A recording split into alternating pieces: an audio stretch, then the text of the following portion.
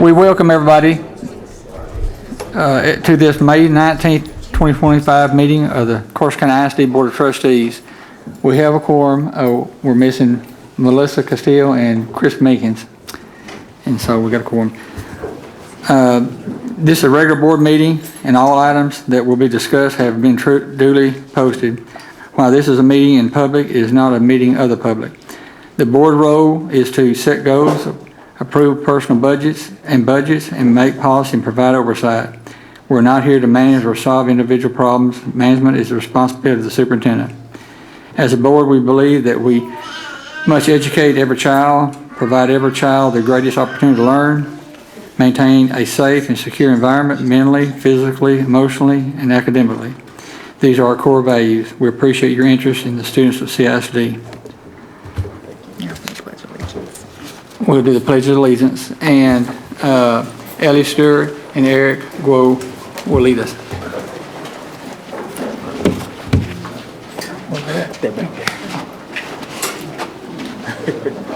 I pledge allegiance to the flag of the United States of America and to the republic for which it stands, one nation, under God, indivisible, with liberty and justice for all. Now the Texas flag. Honor the Texas flag. I pledge allegiance to thee, Texas, one state, under God, one and indivisible. Stand for invocation. Raj from Northside Baptist will do our invocation.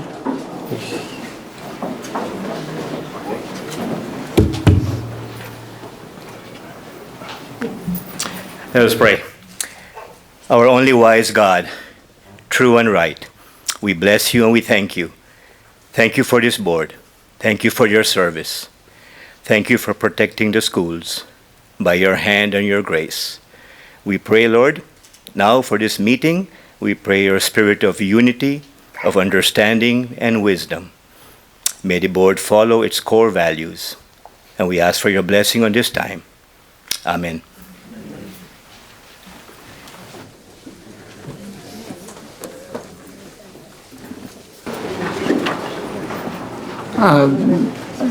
Do we have any audits or guests? Okay. Ms. Al?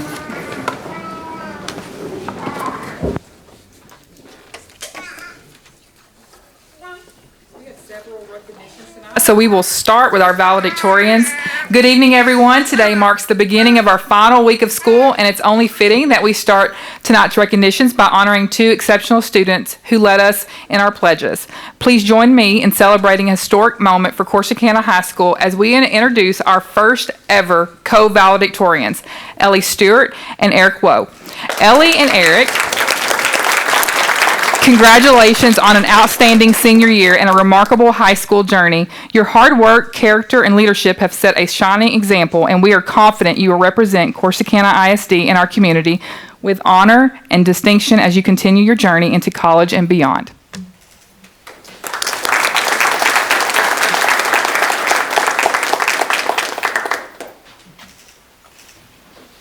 Thank y'all. Next, we are pleased to welcome Mr. Scott Gilfillan from the office of Congressman Jake Ellzey to present our next recognition.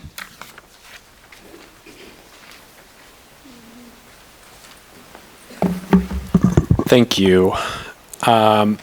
Today is really special. So Congressman Ellzey is a 20-year Navy vet, and I didn't have a lot of experience with military before I started working for him, but I can tell you that since I have worked for him, I've learned so much about what these folks give for our country, and the level of respect that I have gained it cannot be put into words. And today, I get to present a certificate of recognition from the Congressman to Robert Banks for his amazing accomplishment of coming home from the Vietnam War and finishing his diploma here at Corsicana High School. And I told Jake this over the weekend, that I got to do this. And so you'll have to forgive me. He demanded that the DC office send a flag that was flown over the Capitol, but I didn't get to get a really nice case for it. So I would love to present to him this certificate and a flag and one of Congressman Elzey's challenge coins.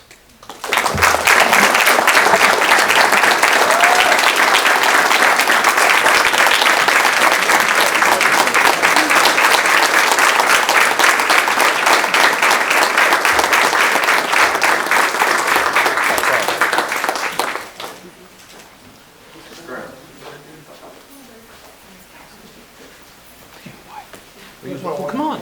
Well, come get in the picture. Ms. Brown was the high school counselor.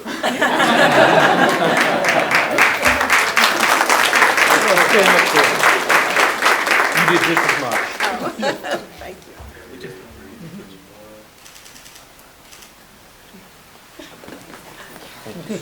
Well, thank you so much. Means a lot. Yeah, absolutely. I'm not Jake, but I'm going to do what he does. Thank you. It's such an honor. Yeah. Such an honor. Thank you so much. And this was flown over on Sunday. So I can get you a certificate that says the date on it, but that's next month. Oh, okay. Thank you so much. Thank you so much.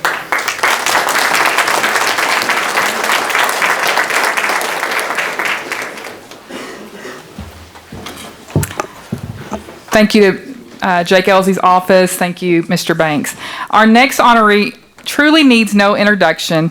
Over the past 14 years, he's become one of the most accomplished coaches in Corsicana High School history across any sport.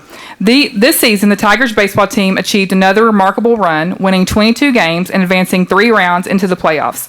Under his leadership, the team has qualified for the postseason every single year.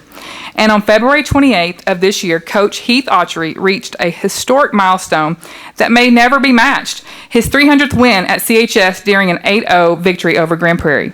This total has since climbed to 317 wins here at CHS and 443 overall in his coaching career. Please join me in honoring an extraordinary leader and mentor, Coach Heath Autry.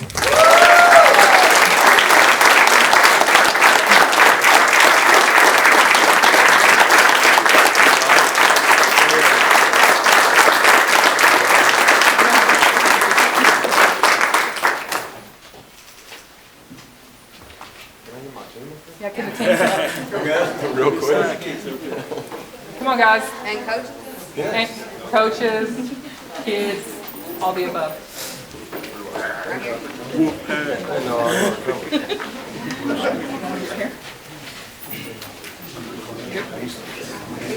got these in the back. Get right here.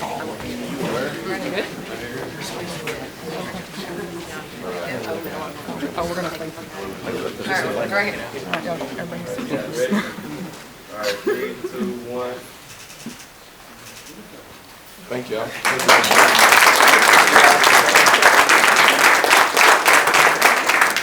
And to close out tonight's recognitions, please welcome Michael Cormos from our Communications Department.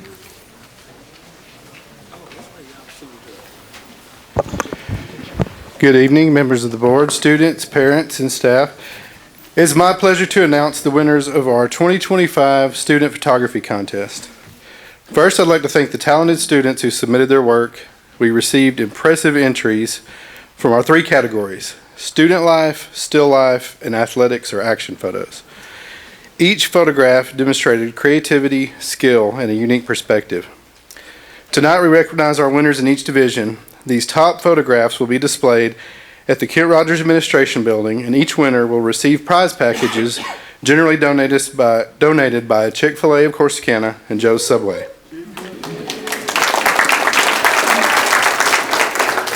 So without further delay, let's celebrate our winners. In the athletics action category, we have senior Hannah White, who won both first and second places with her football photos. Hannah? Come over here. Sophomore Kaylee Meeks earned third place with her track photo. In the student life category, senior Mary Allen Fanpin won first and third places with her portraits in front of Corsicana High School, and Fannon's second grader Jack Atkinson took second place with his Day of Champions photo.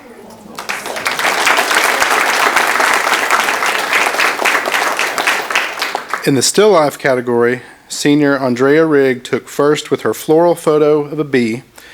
7th grader Averly Payne won second with her photo of a calf, and 8th grader Caroline Brown won third with her mirror image sunset.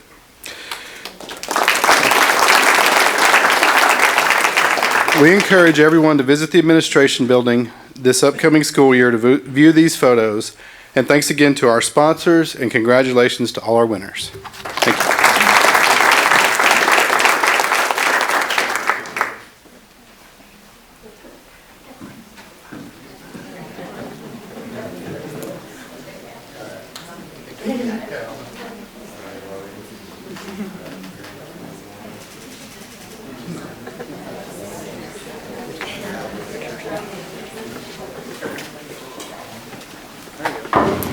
Next, we'll move into the Facilities Committee meeting. We'll break for 10 minutes for everyone to get peace and water, and so we can break to eat dinner and start back at 5:55.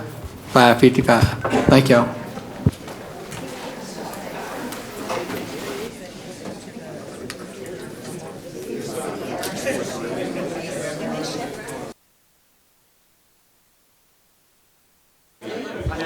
Okay, we're going to go ahead and get started so you can keep eating, and then I'll just kind of talk and refresh everyone's memory. We're going to just recap some of the last, I guess, 3 meetings. This is our 4th meeting. So, some things we talked about. What are we in need of? Storage. The high school, which you're here, has the largest need for additional instructional space and cafeteria. Our ag facility needs an updating, and our elementary schools need updating, but not all of them. HVAC, roofing, and plumbing are 3 of our top priorities right now. We have talked about that over the last 3 meetings. And then if you look right here, this was the forecast that when we had our demographic guy. Sorry, it's been a long day already. For the next 2 years, we're going to decrease in enrollment, but then you'll see an increase in enrollment in 2 years. I'm not sure, but there's a school closing down. 2 Dimensions is closing June 1st, so that'll be about 80 kids. So I would assume those 80 kids will actually be coming to Corsicana ISD, or the majority of them. So we need to be ready for that as well. Key takeaways. If you see right now, we're about 15 kids, and by the year, I need glasses. 2034, we'll be at 6,300 students. So as you can see, we're going to be growing over the next several years. And then this is our tax rate. So as you can see, in 2019, it was $1.28. And since then, we have decreased it down to 86 cents currently. And this is just we've looked at this chart several times. Compared to other communities, we're about number 3. You got Blooming Grove, Wortham, and then us at 86 cents. And it goes all the way through from to Ennis, which is $1.21 on their tax rate. Hubbard, $1.24. And then I'm going to have Jeff come up. He is with Hilltop Securities. He's our financial advisor, and he's going to go through a few slides with us. Thank you. Thank you. If you recall, last time I was here, we'd looked at multiple scenarios, and I think before I started, I kind of gave the disclaimer that if the legislature, which is currently in session and hopefully is going to be finished at the end of next week, if they end up making a few changes, which is possible, please give me a chance to update these, but based upon what the rules of the game are right now, that is what these scenarios are based on. So this first slide, there's one missing. I actually had run 150 as well, but 150 did not get included on there. So at the top you would see, and I'll show you on the next slide, but you'd have 150 million, same 19.5 cents roughly as your current INS tax rate, obviously.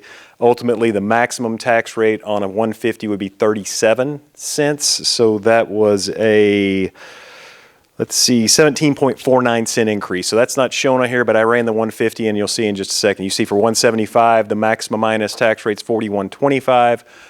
For 200, it is 45.5, and then basically the 225 is the maximum issuance capacity that Corsicana ISD currently has. We can't go above 50 cents. So this is a little smaller, but this is the same scenarios, but I've got a graph at the bottom. The blue line corresponds with the 150, the red line corresponds with the 175, green is 200, and purple is 225, and it's got those same tax rate increases that you saw on the prior page there on the far right at the top. In terms of of impact on homeowners, this would be the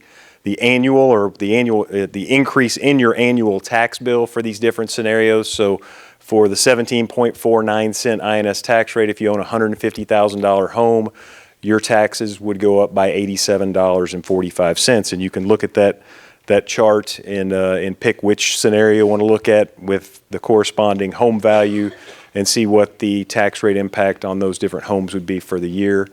The next slide is just the exact same thing except divided by 12. So this would show if you budget on a monthly basis rather than showing what your increase is for the year, this is how much the increase would be per month for those different scenarios. Now, I'm not going to go through these slides, but this is the absolute detail behind every single scenario that I've shown. So this is 150 million. I've got your tax base assumptions on the left, your existing debt service, in the orange there, kind of that shows your tax rate on your existing debt.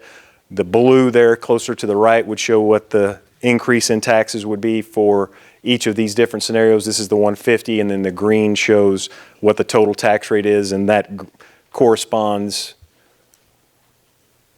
with that blue line there at the bottom. So that lengthy scenario that I'm sure nobody wants to go through in detail. If you do, come grab me and I'll be happy to go through it with you. But ultimately that blue line is what these calculations here get to. This is for the red line, which was the 175. And then I think we had a few more there. Yeah, that's blue line, red line, green line. I think we had one more. This is also the language with regard to over 65 taxpayers. I pulled it straight from the comptroller's website so that you can see that if you're over 65 and you've filed the necessary paperwork and it is your homestead, that you will not see an increase in your taxes regardless of whether or not the tax rate goes up. And then with that, I'll turn it back over to Ms. Howell.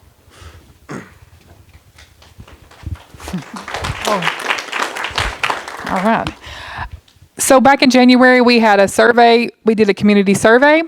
In that survey, it was told to us that the number one priority is to build new or replacement facilities. Number two was renovations and additions to current facilities. And number three was update our technology or improve security, I'm sorry. And then in meeting two, we talked about dreaming big, and there was like no limit to money, and you were able to put everything down that you wanted to do. And then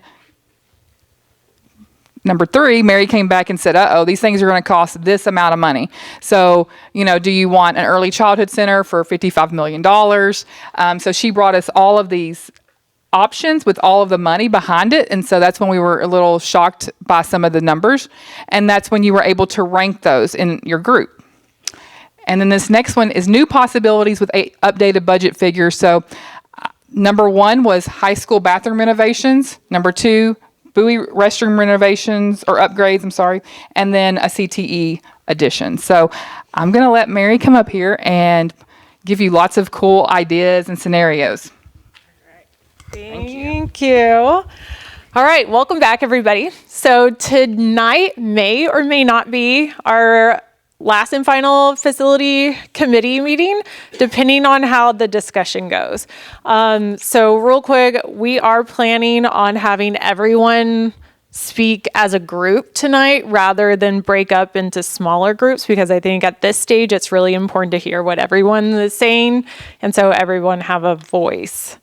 I am going to back up real quick. So since the last time we met, which was a whole month ago, this chart has been updated and it also grew a little bit. So there's some added figures on there as well as some additional projects that were brought to the table. For instance, Bowie and Fannin, looking at having some structural repairs done at those two campuses. So I actually went out, I brought one of four structural engineers with me and did an evaluation of those campuses, walked everything, tried to see what the issues are. So we assigned some dollars to those two items as well. And then the last ones are really going to start playing into different possible bond scenarios. And what I'm presenting is not the last and final, so we can play around with this. That's why it is very much an open discussion. And if we're not in agreement, that's when we'll probably head to a 5th meeting, I guess, in June. Okay. Okay.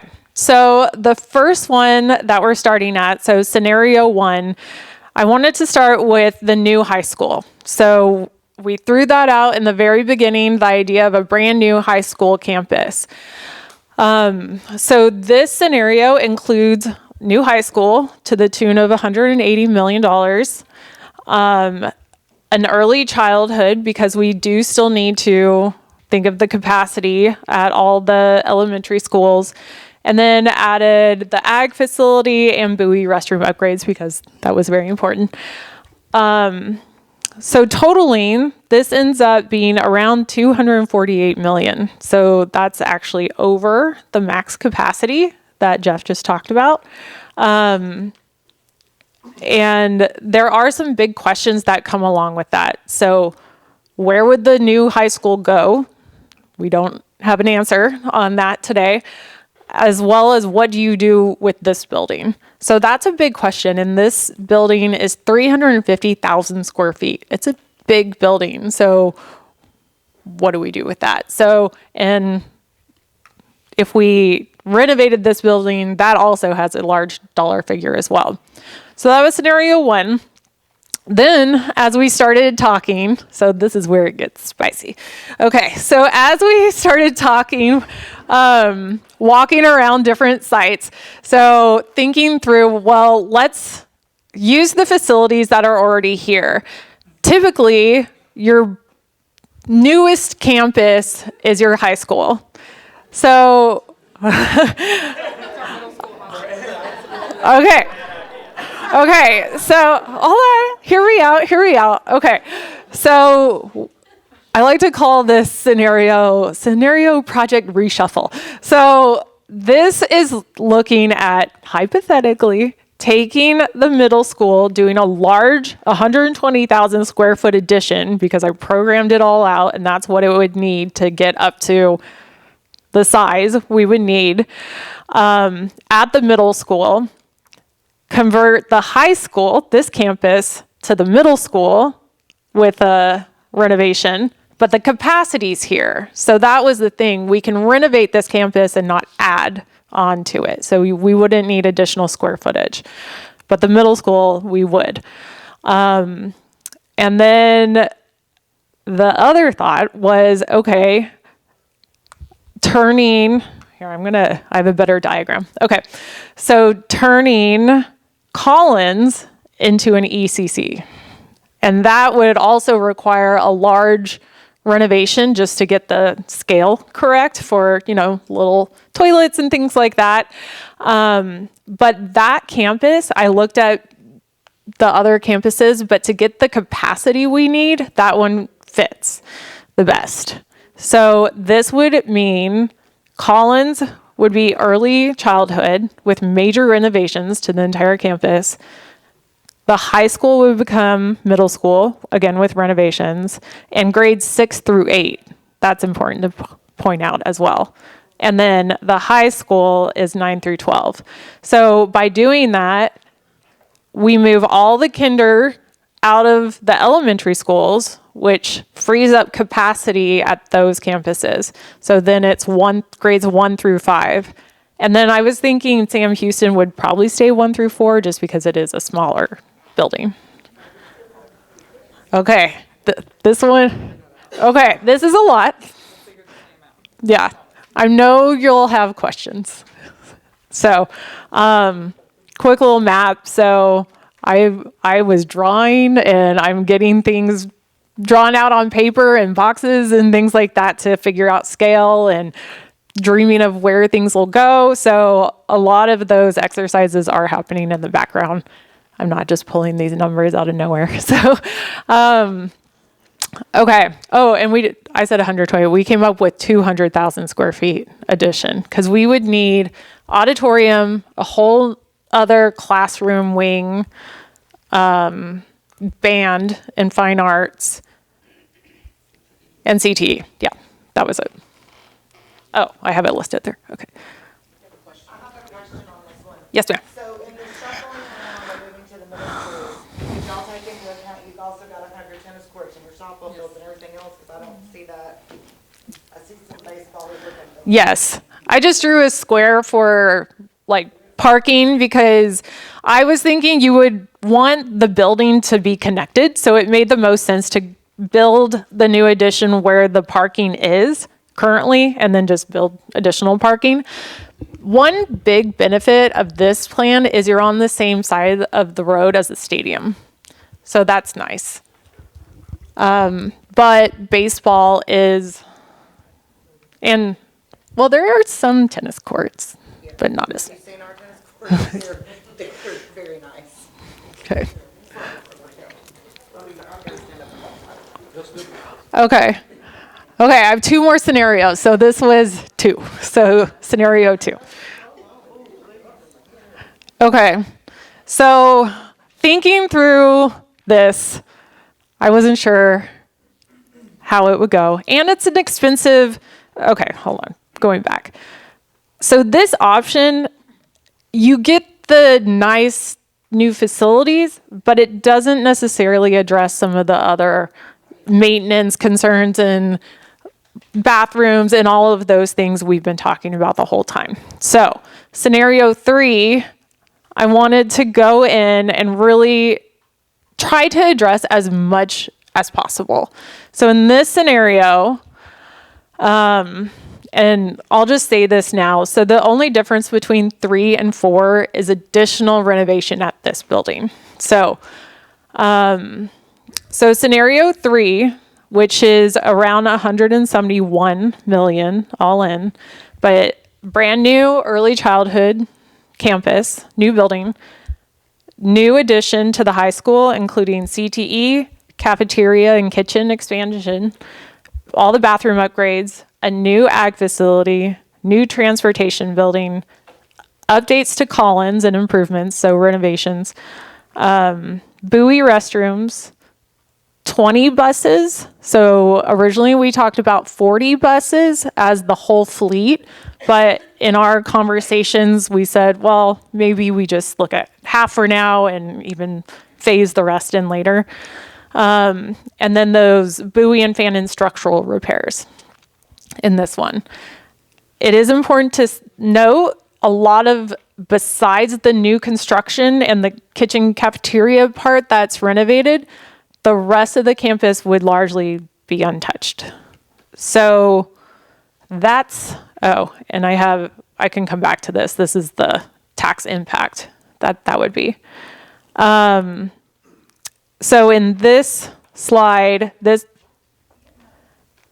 it's not Sam Hughes. I was adding that, and then right before we talked, saying Ms. Howell told me Sam Houston got their playground updated. So that wasn't included in the budget figure, though.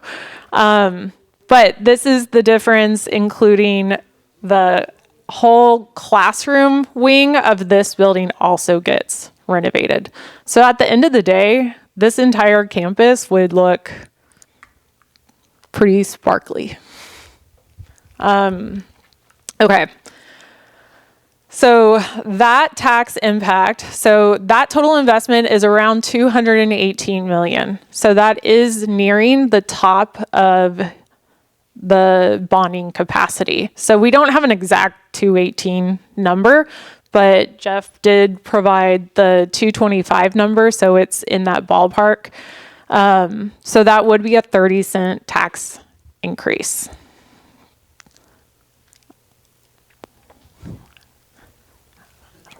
Okay, pause for effect.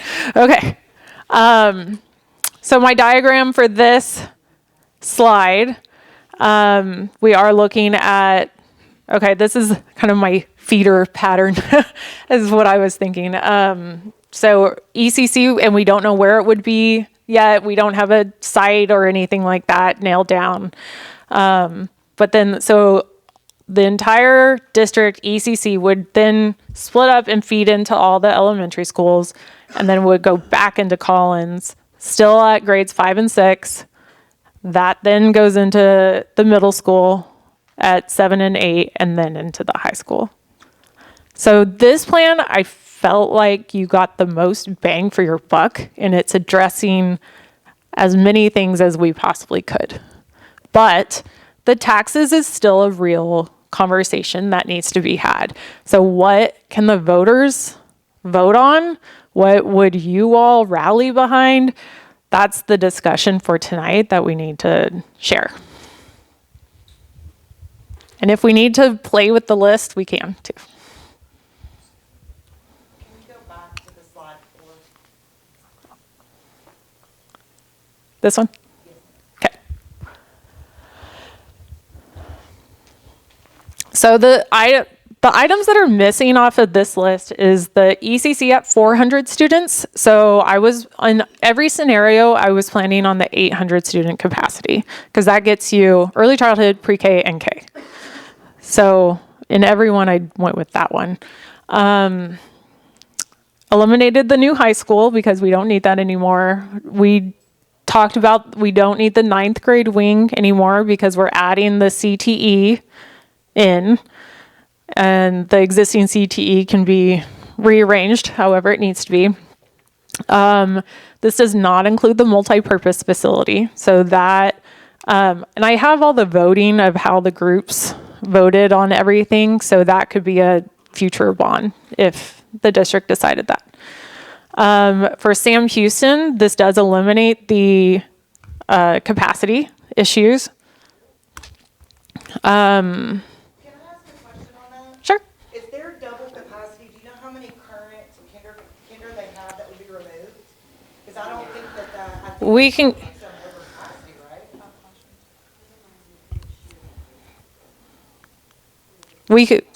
we can get that number. I don't have the breakout of like how many students per grade are at every campus, but we can look into that.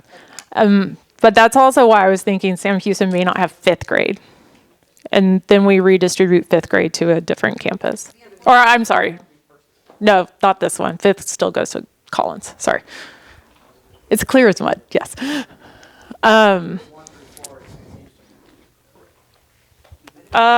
Do we? Yes, 1 through 4. So all the elementary schools are 1 through 4. All of them. Yeah.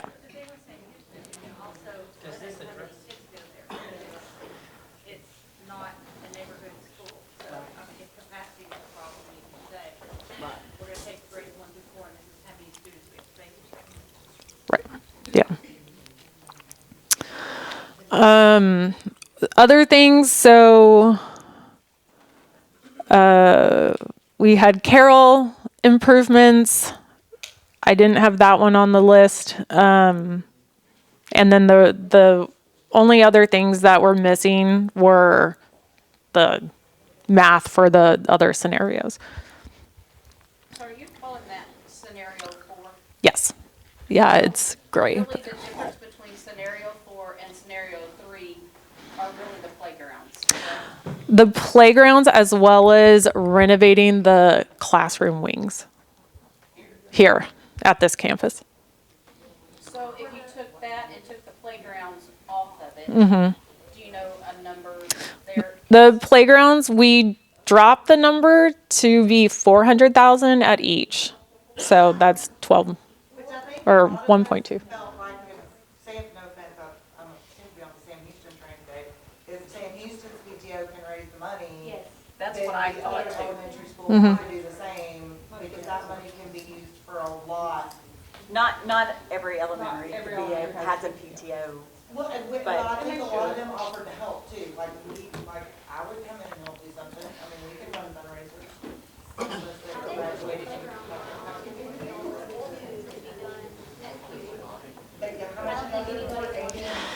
Yeah. And the thought of adding the playgrounds in this scenario, and we can definitely take it off. This is your district, and this is your choice. But it was also just trying to hit every campus as much as we could, because that also helps the voters. Like you're helping rally the voters. Would the playgrounds be its own proposal on the voting package, or would it be with the rest? It doesn't have to be. You could if you wanted to do it that way, but you don't have to do it that way. Does this scenario take care of all the roofs and air conditioning? No, not at every campus. So we still have that problem. So we could use the playground. Exactly, for that, for renovations, and all they all did come to us. Say, early talking at the top, I can't read it, it says. 800 students.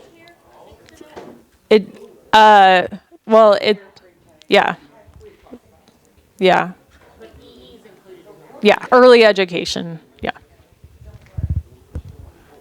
Yeah, where did we come up with 400,000 on the playground? That's my historical knowledge on projects I have bid. So a good playground, and that's contractor installing it. That's, because you have to have certain insurances and bonds and everything when you go that route.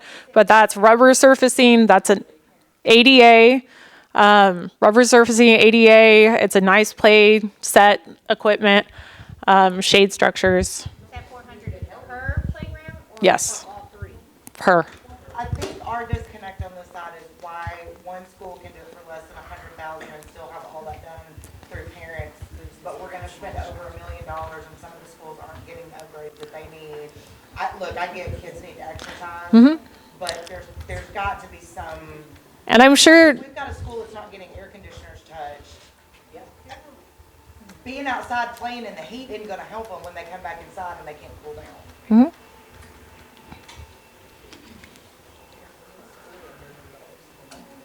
and those numbers are, that's what it takes to have a contractor who's licensed and bonded and insured come in and do that work.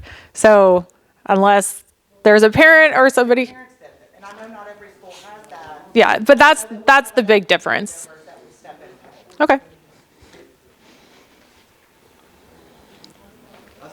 I'll say this, I agree with you, I don't want good playgrounds, I'd rather get AC. However, the playgrounds that she's bidding are not comparable with the playgrounds that St. Houston. I know, It's not the same animal. they're gonna be great, and they're gonna have your ADA swings, and they're gonna, I get that. I'm with you. And I do understand that that is needed, but just if we're looking at how to tell taxpayers, we want you to raise money, and I'm looking at, okay, No, I agree. can my kid get air conditioning and sufficient bathrooms, or whatever the case, or the elementary my kid is going to, yeah, those kind of things.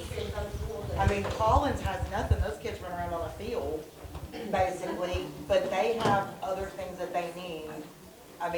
We do provide a lot of really good programs at all of our schools, but to me, the playgrounds, we can come up with as a CISD community how to help that out. Instead of part of the. Yeah, Okay. yeah. That would be fantastic.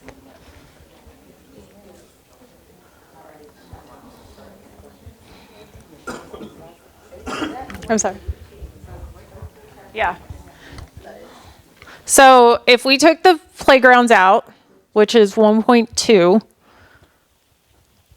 I guess just give me a pulse on kind of where people are. Like thumbs up, let's go.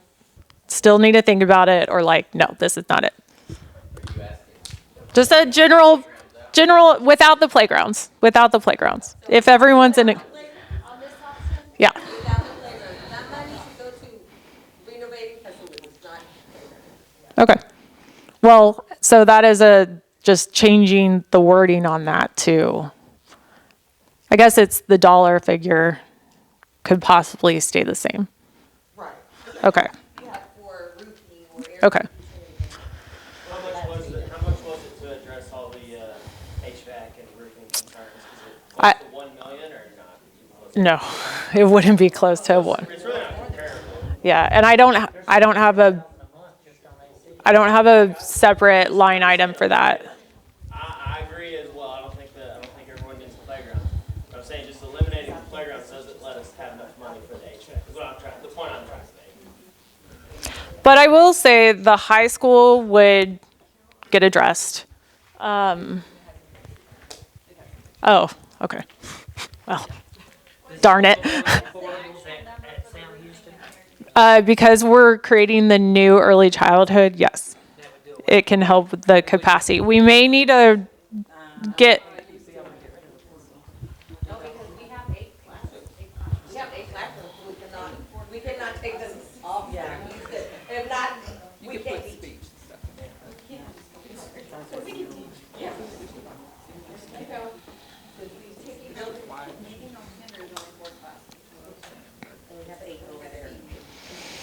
Where's the new transportation building gonna be?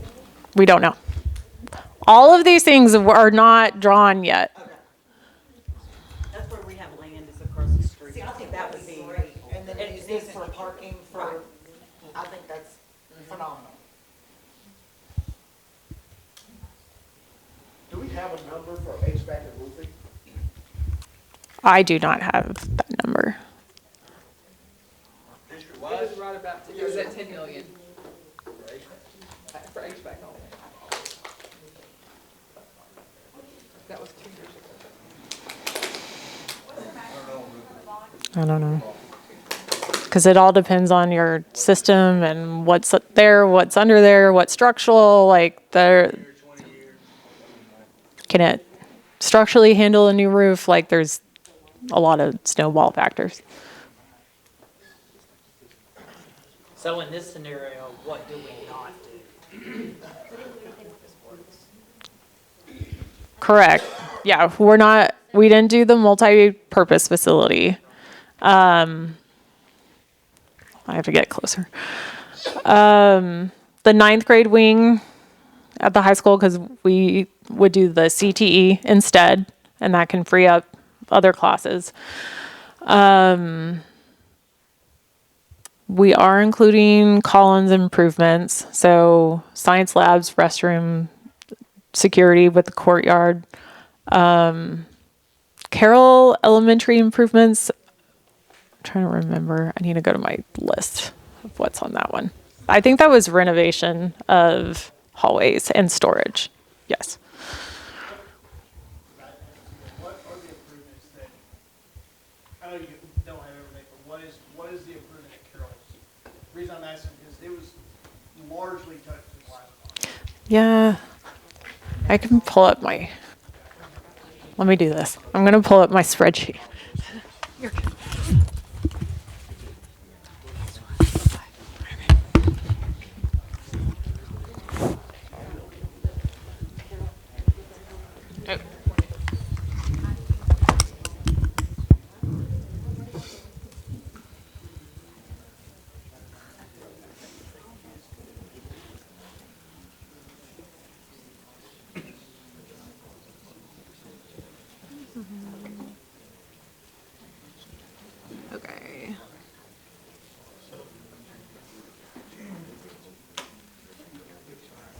Okay, Carol, I had a just overall square foot number for general renovation.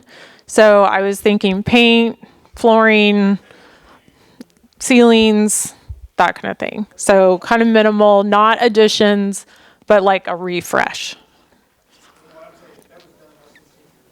Yeah, which is also why it's not in the list. Like, that's what's not included. It's on the master list, but not included in the dollar figure presented. So, now that I have my master list up, if I did no. So taking the playgrounds out is 216.7.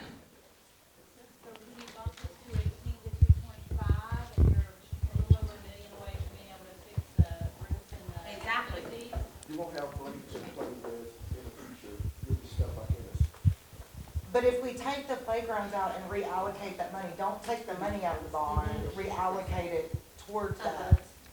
Like, keep the 218, I think is what. Well, So the playgrounds were valued at 1.2 in that scenario, which isn't going to fix all the HVAC in the entire district and the roofing. So Ms. Howell was saying about 2 years ago, it was budgeted at 10 million for HVAC.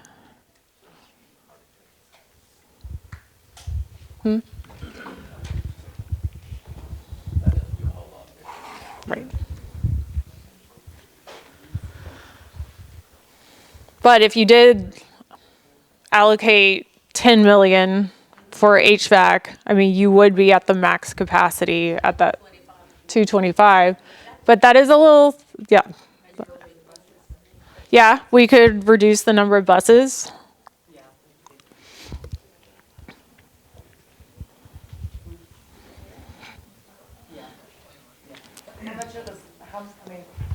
Buses are around $2.25 per bus, $225,000 per bus.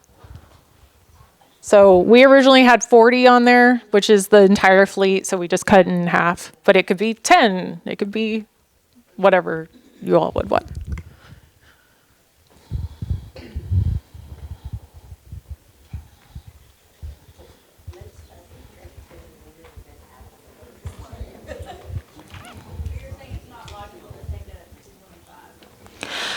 You can, and districts do, a lot of times. It is. Yeah. Yeah. Are you planning on putting on the bond with choices, scenarios? As this is written out, legally you don't have to. And that would be up to the district and legal counsel if they wanted to break it out into separate props. But the way this is broken out, because it is all educational, you wouldn't have to break it out. If we did a max bond, if we did the 225, based off your knowledge, how long would it be before we would be able to go after another $100 million bond? If we maxed out today. Pass the mic. Where's the clicker? On the thing.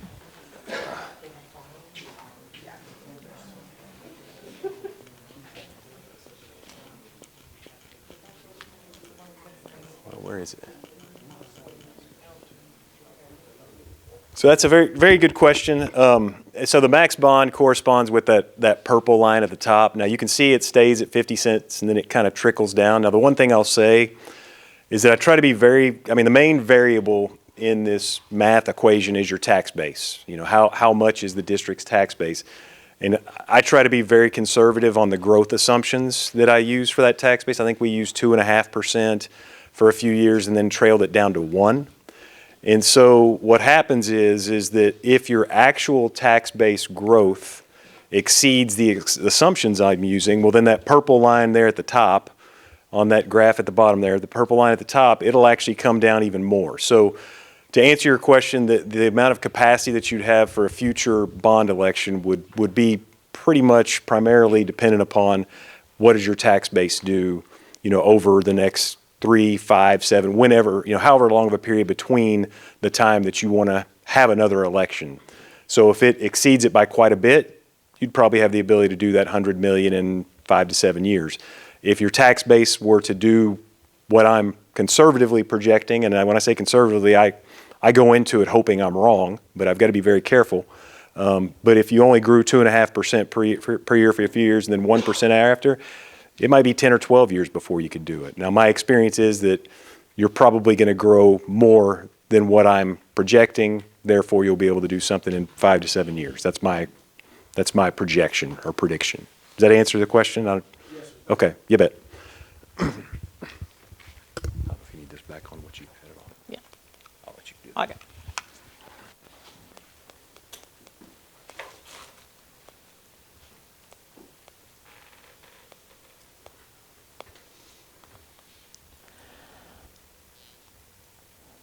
So that's a lot to think about. I know, everyone's kind of stunned right now. But if we do start looking at the tax increase and what it means to you, I did want to include this slide so you can kind of take a look at that. And so it kind of keeps going up. The yearly cost, and then I did snippet what the monthly breakout is associated with that too, just so they're side by side.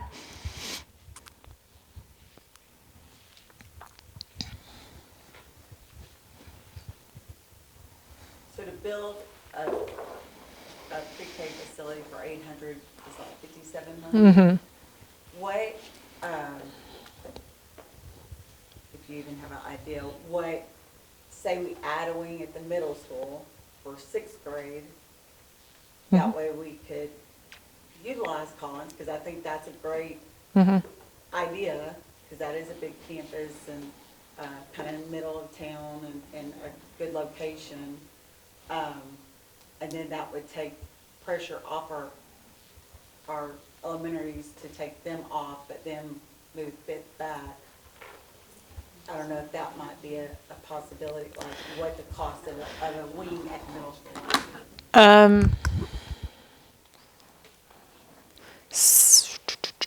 Let me see. So if Collins were to get completely renovated, and that's a high cost per square foot, it was 51 million versus 57 for a brand new building. So as we had discussions about it, it was like weighing the pros and cons between the two. Let me go back. Does that renovation include closing in the courtyard area? I think so. Yeah. It could. Yes. The tree. In the outdoor areas. So the little stuff has to also be in Oh, when they're not walking inside, that was on. The brief was, the brief, Yeah. Okay, so tell me again. So your question. Like, you know, so that would be like, you said 51 million to renovate Collins, pre-K. Yeah. Do you have kind of a guesstimate of what, like, to build a wing, say at the middle school, just say for 6th grade, to be able to put them there? Instead of building the early childhood center, Add a 6th grade wing to the middle school now, and not building the early childhood center, renovating it to be. that would alleviate off of the elementary. Well, wouldn't that present another issue for our elementaries now, adding the fifth back? You move Kinder to Collins. Yeah, you could, and move fifth back to the elementary. Move kinder and pre-K to Collins.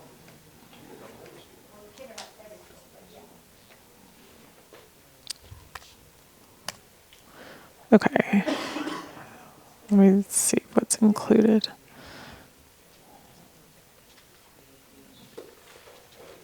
D13. Okay, so, I mean, how many 6th grade students are 400? Let me see.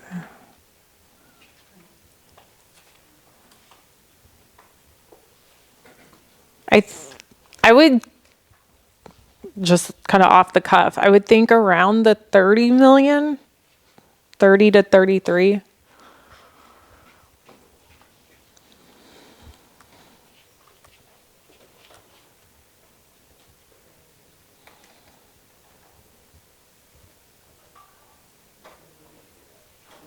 So if we go with proposal 4, where does that put us in our projection of our growth and the ability to have the room to house everybody with that projection? I think that's important. I think I need to get the breakout of every grade at every campus. But it definitely, let me go back to this. It does open up capacity. For instance, I feel like this slide is not updated.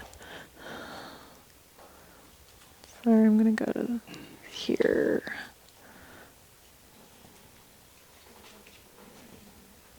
I added extra data. Okay. Okay, so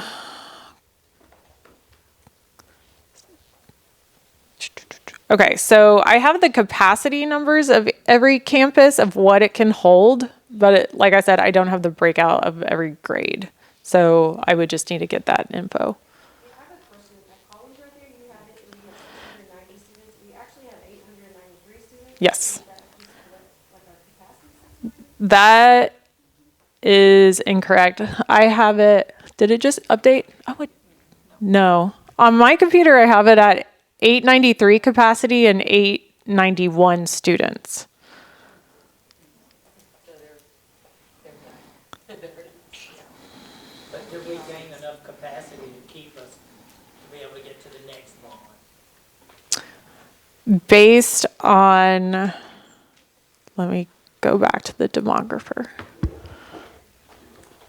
I have another concern just to throw out in case anybody's thinking about it, because if you've been on Collins campus, I can't imagine after, like, Mr. Beck with all his little bitty kids, walking kids from that 200 wing or that 400 wing and trying to, even closed in, that is so spaced so far.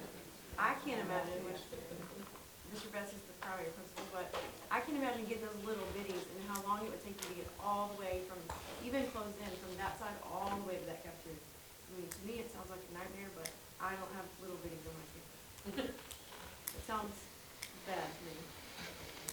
Agreed, really bad. I mean, I'm just picturing like 20 little 3-year-olds all the way from. And we have a larger density of non-walkers. In my mind, So the demographer report projected 10 years from now, 952 kids in grades 5 and 6.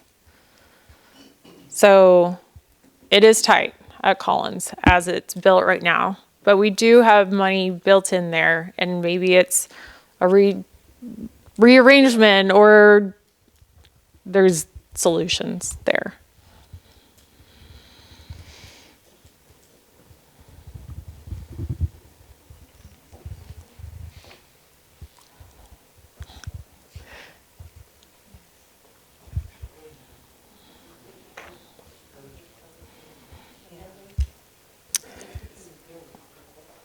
if the ECC is built, has there been talk of where would it be at? We own land next to Navarro Elementary, which you gotta think about the bad thing about Corsicana is all the traffic. And we also own land behind Corsicana Middle School, which is, you come up Drain Road, right there, where the arbor and all that.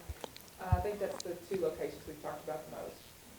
Well, we could also purchase land, but right now that would be the 2 pieces of land that we own.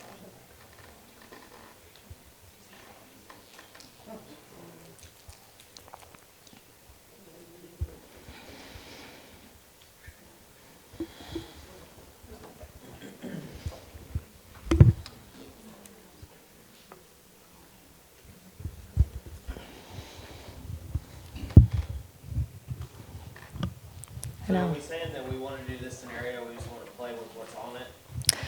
Basically? Well, I guess, and I'm giving long pauses because I know it is a lot to think about. I mean, we've had a month to really dig in. So I think the first question is, let's talk about the bonding capacity. And if let's go to the moon, let's do that. And we can rearrange, and I can even pull up my list and plug it into the computer, and we can do it on the fly if we want. That's a vulnerability exercise for me, but we can do it. But if you think the voters don't want to max out, that's a big conversation to have.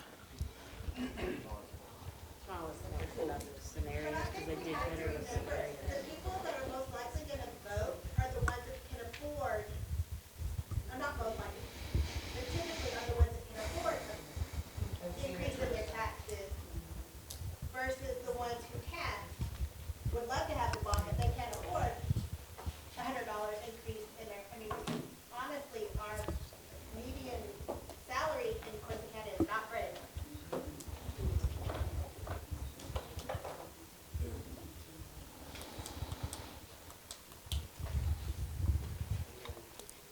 And I'll go to this slide so you can see that breakdown.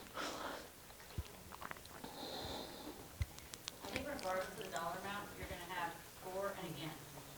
That's Whether right. it's Yeah. 175 or if it's 225, you're still gonna have the same breakdown of for and against. Yes. Absolutely. It is Texas. I mean, it's Texas, but then you think, are we gonna put it on a November ballot where there's gonna be primaries, or do you push it to a May ballot where there's just local? So, not knowing what the state is going to do, well, the state session's pretty much over for a lot of the school stuff, but the state is throwing around ideas of eliminating a May election for schools.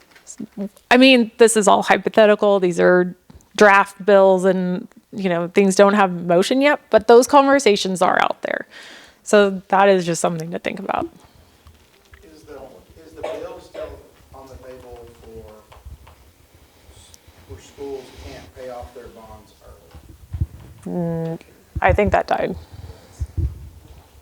That died? Yeah, there's hoops that you have to jump through to do that, but you're still able to do it. Yeah. Based on what's out there right now. Anything that didn't get voted on, was it midnight on Thursday? It's off. But that doesn't mean they're not going to come back with a new one, but as of today.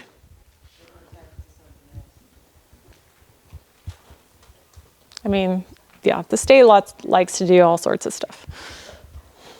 There's another idea floating out there where you can't, if you fail a bond, you can't repeat the same bond within 3 years, but then you just tweak the bond. I don't know. There's all sorts. It changes daily. So if we ask for the highest amount and then if you got no go, we're done? 3 years? No, well, no, not right now. I'm just saying that's something the state is throwing around as a potential bill, but it's not, it'll have a while before it makes. Yes, so all of these meetings are geared towards aiming for a November election. And so we also have to call, the school board has to call to go to bond in August, I don't know the exact date.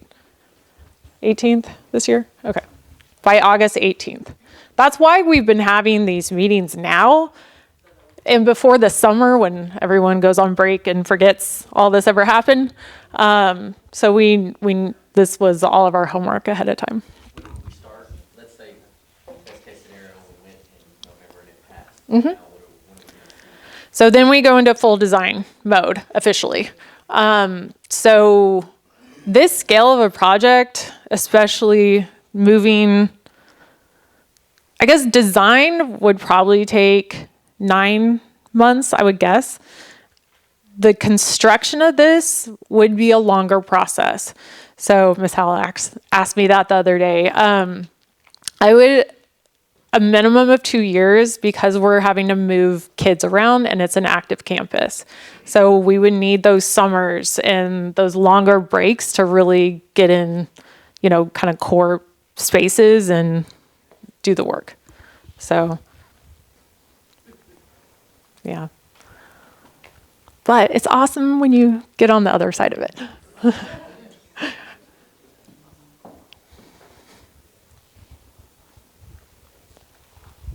Mm-hmm. All right. And I want to add, once we call for the bond, school board members are going to largely depend on you. Mm-hmm. Because at that point, once we vote on it, our hands are tied. Yeah. We really can't talk about it as much. I mean, we can say some things, but we have to be, this is is how much the bond is, here's what it's for. Yeah. We can't tell you for or against. Yeah, they can only provide factual information. So that's why we're really dependent upon y'all in this room. It's a question for you. So in saying that, let's say we pass this scenario and everybody in this room is for it, and we go out and we're promoting it. Are we gonna have breakdowns? Are we able to say like, hey, this is what we're doing exactly with the cafeteria expansion at the high school? It's gonna be X amount of square feet and this amount of stoves and, because I think, especially in our community, we need transparency. And it's a lot easier if you can say, yeah, we're gonna get 4 new stoves and they're Frigidaire, whatever, they're not Viking, we're not, don't, have specific information. We would be able to give a idea of square footage and scope, but not to that level of detail yet. Also because everything has to go out for bid. So because this is publicly bid, we don't necessarily know what kind of stove it's going to be or what kind of HVAC. The district can set a preference and take bids as they want, but it's all open bidding. Specifically loose to areas, going, these Right. areas are going to be renovated. Right. Painted, they're going to be remodeled, things like that. 'Cause I know the last one, Right. like, well, what are you gonna do? Well, they're gonna paint it. Right. And there is a slippery slope of how much design you do ahead of time versus, like, we want to give people enough to paint a picture, but we don't want people voting on the color of the brick and voting it down because it's red, not tan or something. So You need to give them a picture, because Mhm. that's what happened in the other one. Yeah. Nobody really knew, so that's why it didn't go. Right. Because like, yeah, that is the bond, for what? Yeah. Okay. Will there be digital projectors? So we can produce renderings and some visuals and everything like that. But all of that is subject to change. Like that's not necessarily the final. Right. It's like when you teach in the classroom, if you don't give your kids Right. the things, they don't know what to do. Right. It's the same with people. Yes. A little bit of help. And then we have a side of our company that does a lot of the flyers and bond promotion side. If this group does decide to go to the board with a recommendation of a bond, that team helps come in and helps build the marketing behind it and helps lead town halls and a PAC. So right now we're all clear, but once it's officially called, then a PAC committee, which hopefully a lot of people in this room would join that PAC committee, would join that, and then that's your bond promotion. So we would have a separate website. So PAC, Political Action Committee. So that's if you're an employee of the district, you're acting as a citizen, not as an employee of the district. That's also important to note. I have one more question on that, because people ask, sorry, I'm like the question. No, you're good. So the printer is walking. When you talked about everything going out for bid, do we give, because I know everybody gets backlash over this, do we give local contractors preference? Because that brings in jobs for our people. We can, absolutely. What is the feel on that? So school districts can choose contractors based on best value that they bring to the district. So typically, obviously, price is a part of that, but they will have to be able to bond certain amounts, have all the necessary insurance, like criminal background checks. There's other things like that working on a school site is required. But if they meet all those, then yeah, I don't see why not. The invitation is always there to bid, but then it's still competitive. So, and we do not have a contractor on board yet or anything like that. So that is a next step that will need to happen fairly soon, probably. And just so everybody knows, the last time, we didn't hire WRA before. So that's why we didn't have the renderings and stuff like that. We're actually going in reverse order. So normally you pass your bonds and then you hire them. So we actually hired them first. Yeah. Mary, is there a greater likelihood statistically of a bond passing in November or May? It kind of depends on your voter turnout and voter history. So if you have more people who are pro school districts coming out in November, that's good for you. May is typically more conservative voters, I would say, that don't always support schools. So I'm trying to be very political about that answer. Two bonds that were in November. That were Okay.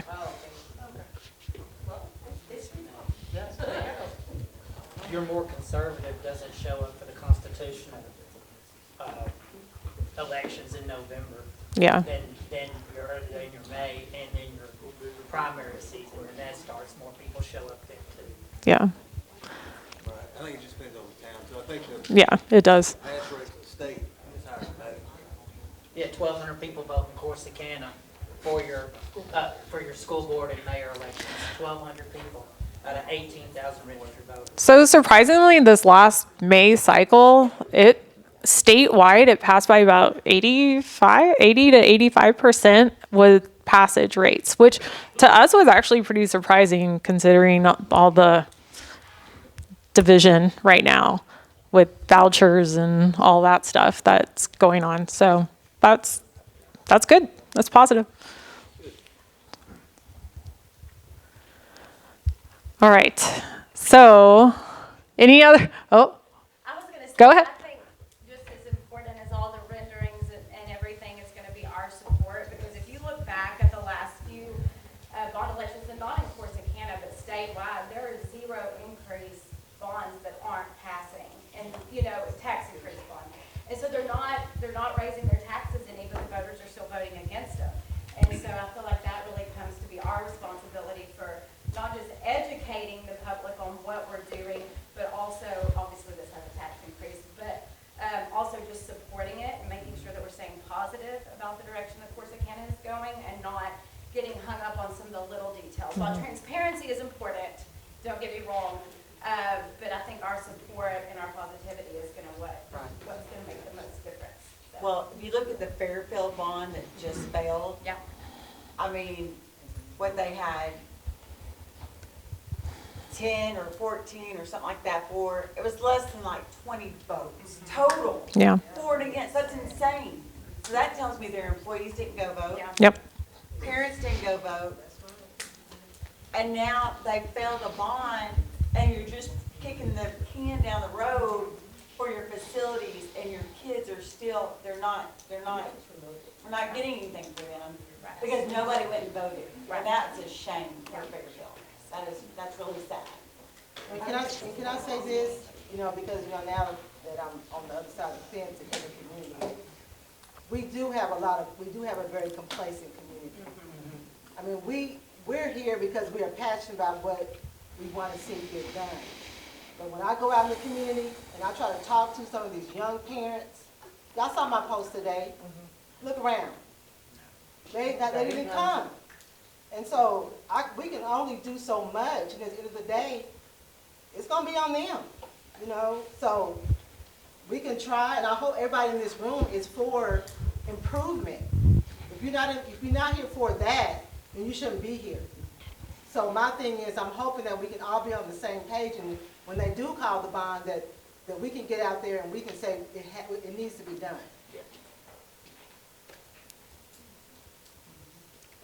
And I also think as like a regular voter, if I was not here, if I had an employee come up to me and be like, hey, they have listened to us, we have had all these meetings ahead of time, here's what we're gonna do, it gives me a lot more faith in saying, oh yeah, I gotta go vote today. My friends that are here talk to me about this, and it's really important for them and their kids, as opposed to just signs in a yard and Facebook posts, you know what I mean? So I think this is a really great start.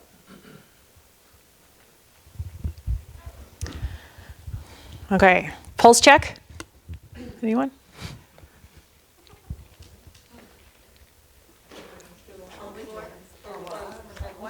Just how you feel, I guess. I don't know.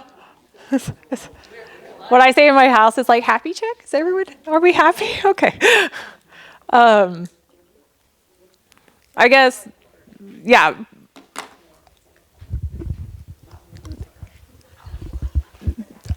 I'm trying to think. So, do you all want to think about this for another month and come back to the table? Maybe we run some extra roofing and HVAC numbers, and Is there a way, I've seen this done in other districts, that we have a decreasing tax rate as the bond is paid off? the board can do compression, but that's Would that not be a good sell that's- to the community, that it'll be high and then well, it'll decrease? but that's not guaranteed. That's not good. It's not guaranteed. Yeah. It all goes on your growth. Yeah. That's why I asked that question earlier. Yeah. So you can actually compress it every single year, which is fine, but you're paying more interest.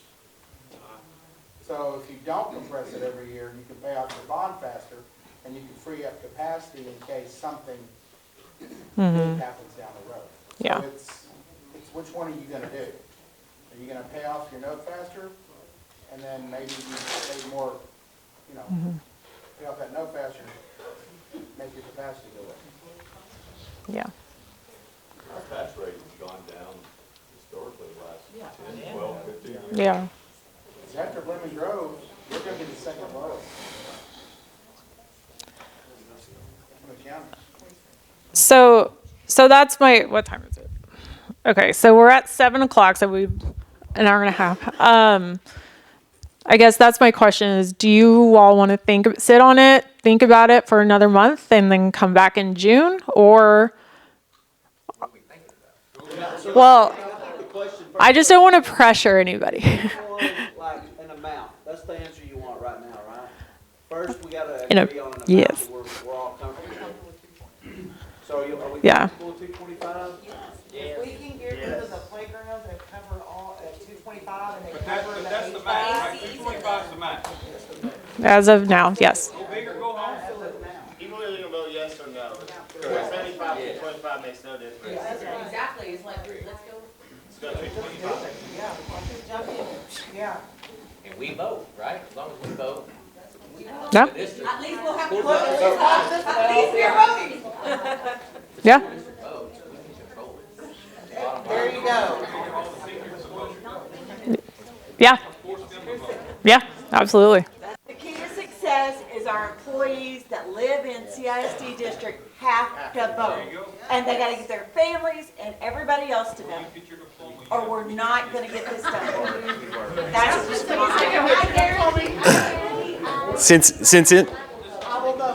Since it was mentioned earlier, the board member mentioned that, that their hands are a bit tied once the election's called. I do want to mention also, just out of curiosity, how many people in here are employees of the district? So the way this works is once the election's called, pretty much the superintendent and her cabinet are facts only.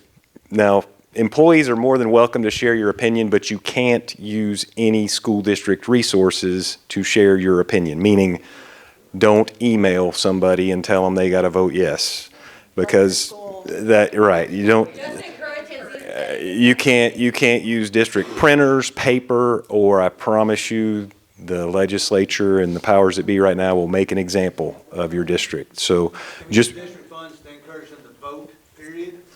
If you wanted to do a factual brochure that had nothing but facts and just said, please vote, you could certainly do that. Some districts do that. Now, most of the time, the PACs are putting out more what they call advertisement type, vote yes type stuff. So anything that comes from the district and uses district resources can be factual information only. And that's important. So if you're a teacher, do not email your coworkers and said, hey, you need to go vote for this. Don't do that. There's been a lot of people that unfortunately have been made examples of, and districts have paid fines. Superintendents and school boards have had to give presentations at various conferences, basically saying we screwed up and we're going to now have to give a presentation as a result of our punishment. So it's just an embarrassing situation. So don't use any school district resources to encourage anybody to vote yes or to say we need this or anything like that. But you can as a citizen. Once the board calls the election. Before then, yes. Before the election is called, the superintendent can say, hey, we need this, all that kind of good stuff. But once the election is called, nothing but factual information using school district resources. No, you can say that. That's fine. That's fine. Right. Yeah. And if you're acting as a citizen, that there is, like for teachers, that is a fine line. So you could email from your personal Gmail account.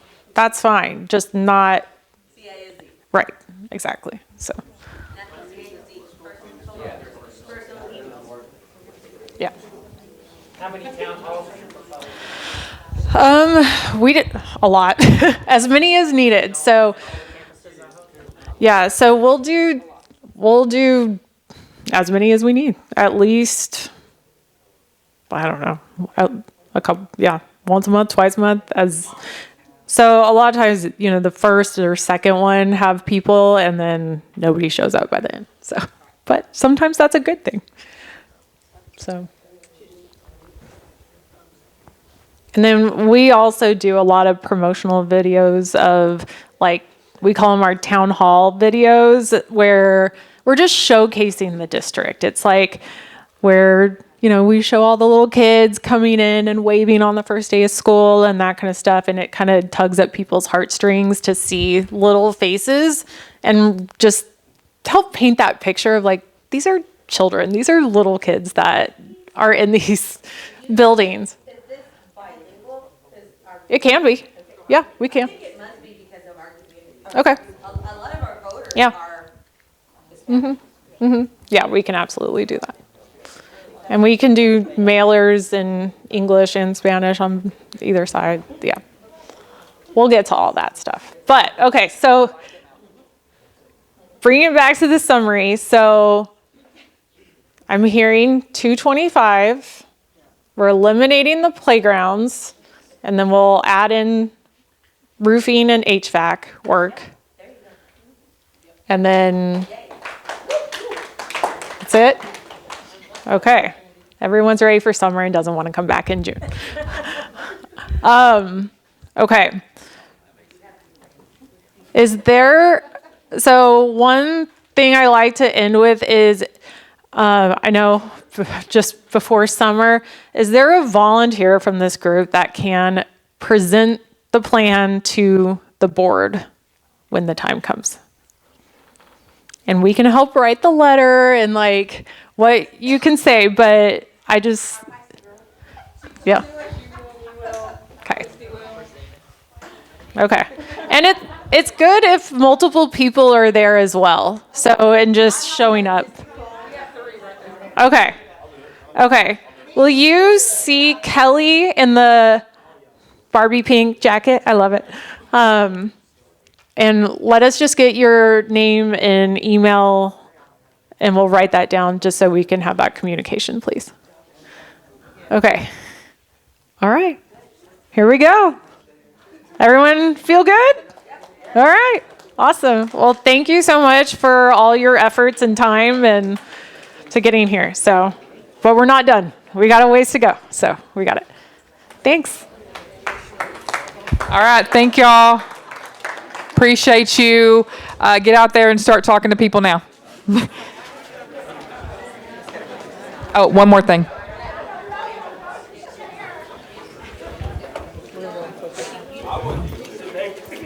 All I can do is do it there.